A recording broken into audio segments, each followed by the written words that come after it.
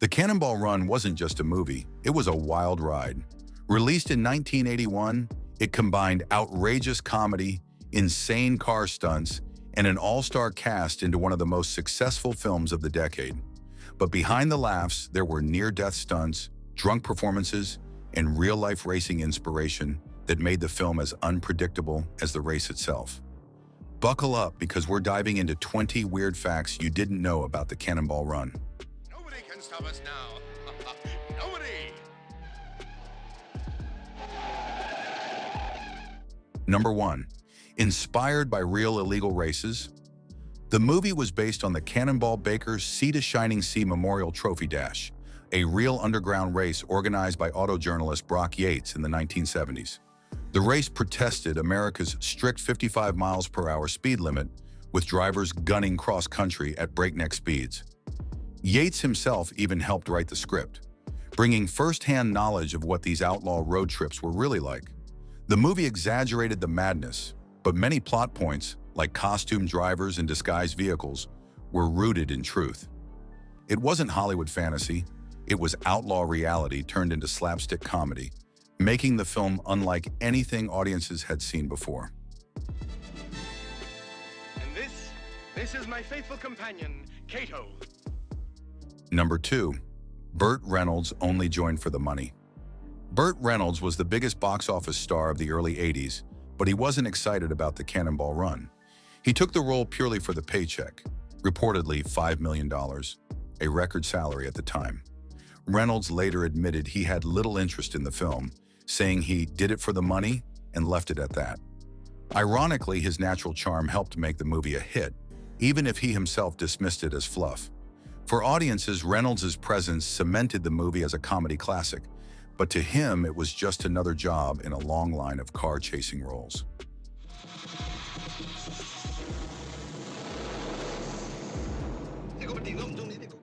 Number 3. Jackie Chan's American film debut. For martial arts fans, the Cannonball Run has a hidden treasure, Jackie Chan's first major U.S. film role.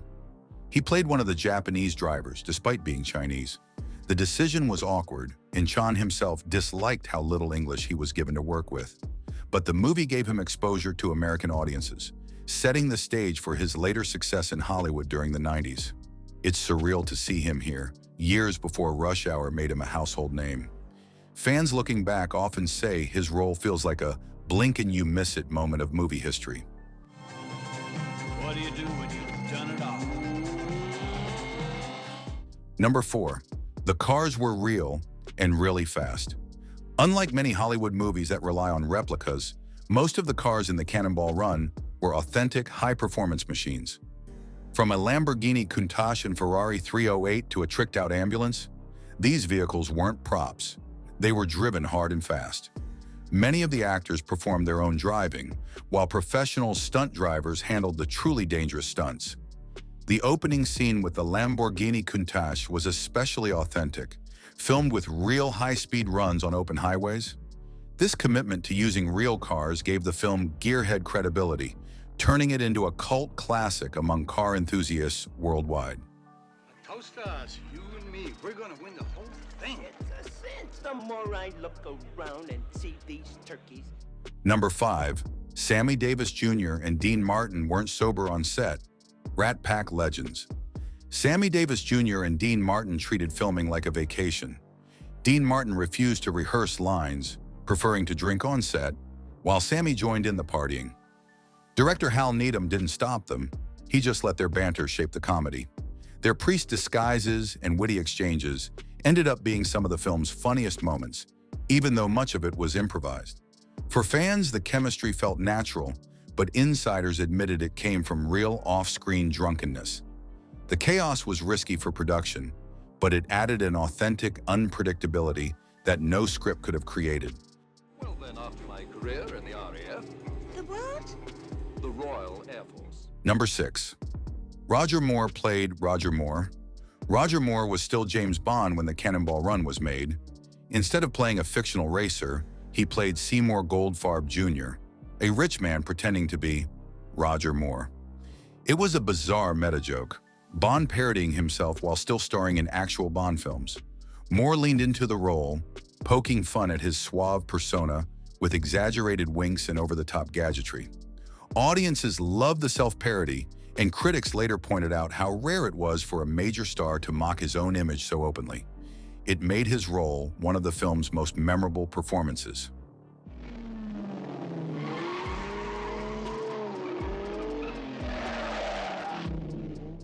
Number 7.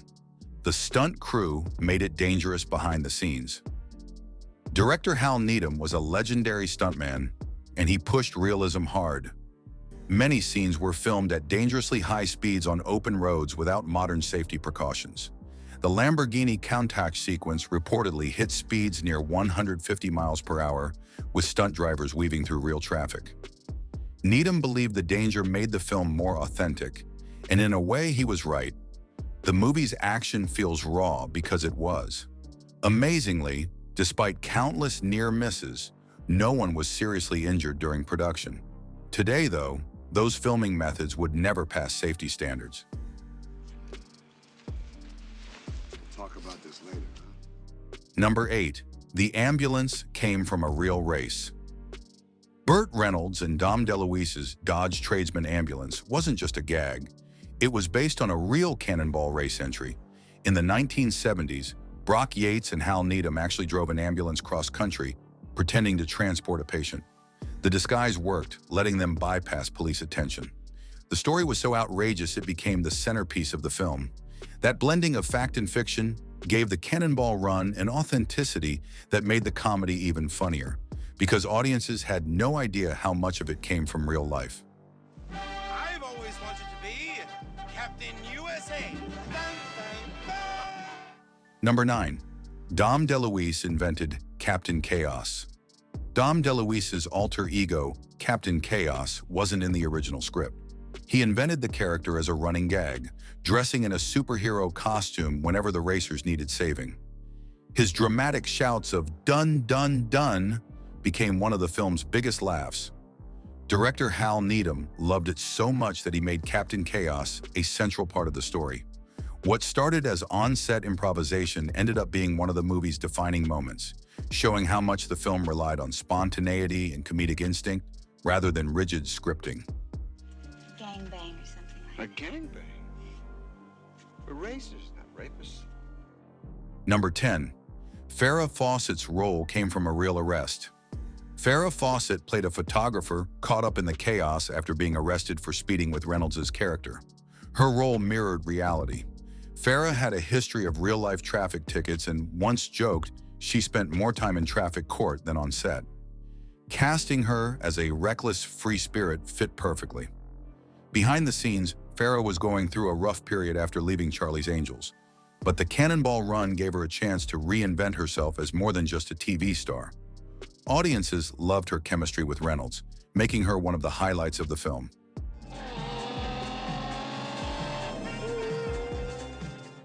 Number 11. The Lamborghini Countach became a star. The black Lamborghini Countach LP400S used in the film became so famous that it was eventually inducted into the Library of Congress as a piece of film history. Its appearance in the opening sequence helped cement the Countach as the ultimate 1980s supercar. Many fans admitted that the Cannonball Run was their first exposure to Lamborghini, sparking lifelong obsessions with exotic cars. To this day, the Countach is synonymous with the film, and car collectors consider it one of the most iconic screen vehicles ever put on film. Come on, it's a foot race. Have no fear. Chaos is here. Though critics panned it, the Cannonball Run was a massive financial hit. It earned over $72 million in North America alone, making it the 6th highest grossing movie of 1981. That's impressive considering it competed with blockbusters like Raiders of the Lost Ark and Superman 2. The film's mix of slapstick humor, celebrity cameos, and outrageous stunts drew audiences in droves. Its success even spawned sequels, though none matched the original's cultural impact. For Reynolds and Needham, the movie was proof that critics didn't matter if audiences showed up in droves. I got the doc here, didn't I? Don't you ever tell me where you got him. I don't want to know where you got him. Number 13. Critics hated it. While audiences laughed their way through the Cannonball Run, critics weren't impressed. Many dismissed it as lowbrow slapstick with no real plot. Roger Ebert gave it 1 star, calling it an abomination. But audiences didn't care. The movie became a cult hit anyway. Over the years, its reputation has grown, with many fans defending it as a product of its time. Silly, chaotic, but endlessly entertaining. What critics missed was that the film wasn't meant to be high art. It was a party on wheels, and that was exactly what fans loved.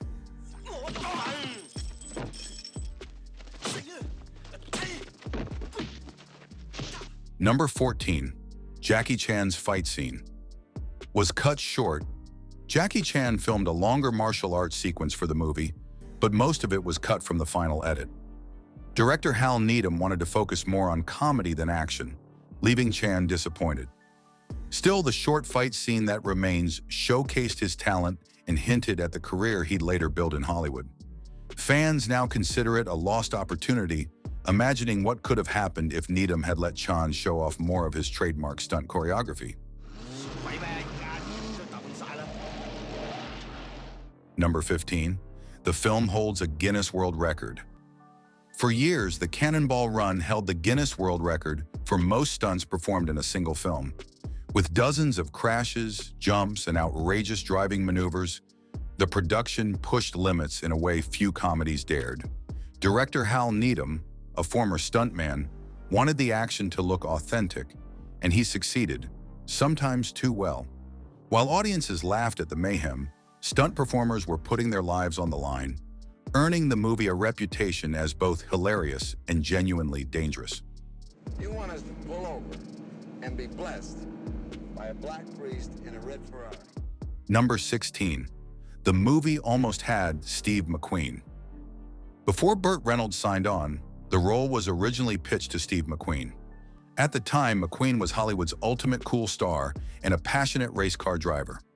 Unfortunately, his health was failing due to cancer, and he had to turn the role down. He passed away in 1980, a year before the film's release. Many fans speculate how different the movie would have been with McQueen in the driver's seat. It's one of those Hollywood what-ifs that shows how casting decisions can shape a film's legacy.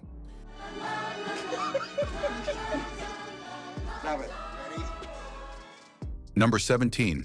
Hal Needham. Made it a party set. Director Hal Needham wanted filming to feel like a road trip. Cast members described the production as one long party with drinking, jokes, and wild nights after shooting. Needham's philosophy was simple. If the cast had fun, the audience would too. This approach worked, but it also meant the movie was loosely structured, with lots of improvisation. Critics complained it felt chaotic, but that chaos was the point. The cast's genuine camaraderie made the comedy work in a way a tighter script never could. My name is J.J. McClure. This is my... Number 18. Dom DeLuise kept breaking Reynolds. Dom DeLuise was notorious for making Burt Reynolds laugh so hard that takes had to be reshot. Reynolds admitted he could never keep a straight face when DeLuise was in character as Captain Chaos.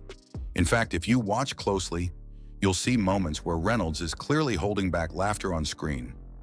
Their natural chemistry became one of the movie's strongest elements. Fans love seeing Reynolds, usually the cool leading man, crack up like a kid thanks to DeLuise's antics. Don't get it from the ground. Where else am I going to get it? Get it from here. This is fresh. Number 19. It spawned sequels and imitators. The success of the Cannonball Run led to Cannonball Run 2, 1984, and Speed Zone, 1989, also known as Cannonball Run 3. Unfortunately, none matched the original's charm. Still, the movie inspired a wave of racing comedies in the 1980s, proving the formula of cars, stars, and chaos was bankable. Even decades later, studios flirted with remakes, though none have materialized. The original remains untouchable because of its unique mix of real-life racing inspiration and once-in-a-lifetime casting.